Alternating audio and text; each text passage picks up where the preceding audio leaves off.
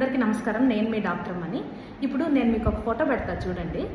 ఇట్లా pregnancy test చేసుకున్నప్పుడు 2 లైన్లలో ఒక లైన్ లైట్గా పాజిటివ్ వచ్చిందంటే దాన్ని వీక్లీ పాజిటివ్ కింద కన్సిడర్ చేస్తామన్నమాట. అంటే అది అట్లా పాజిటివ్ అని స్ట్రాంగ్గా చెప్పనీయట్లేదు, నెగిటివ్ అని చెప్పనీయట్లేదు. హార్మోన్ అయితే ఉంది కానీ సరిపడినంత హార్మోన్ లేదనమాట. ఇప్పుడు ఇట్లా ఉన్న సిచ్యువేషన్లో మనం ఏం చేస్తామంటే బ్లడ్ టెస్ట్కి పంపిస్తామండి.